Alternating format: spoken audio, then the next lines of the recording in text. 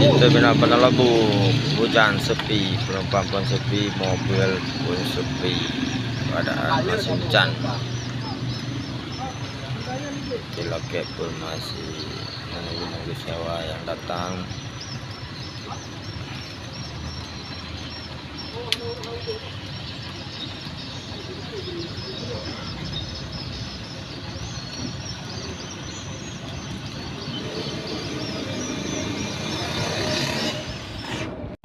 Masih dalam warna hujan.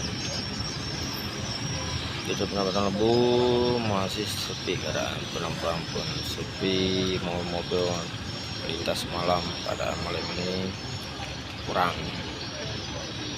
Masih berada di kawasan Banda Aceh. Mobil 300 lintas malam.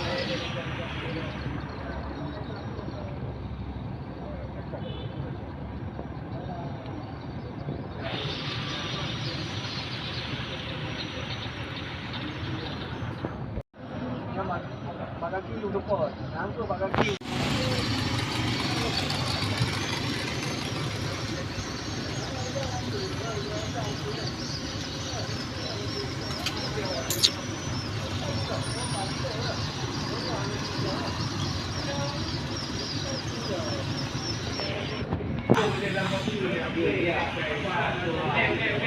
Ini masih barang-barang menuju Medan paket.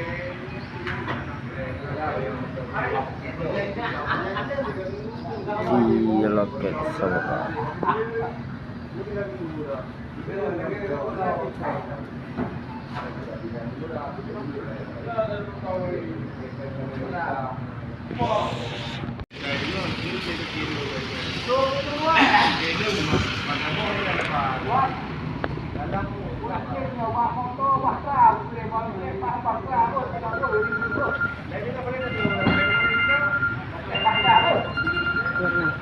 Halo, Medan.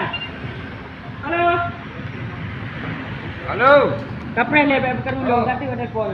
Apa ni ada lagi apa? Ya, minta dulu ya, minta dulu ya. Ya, Pak ni.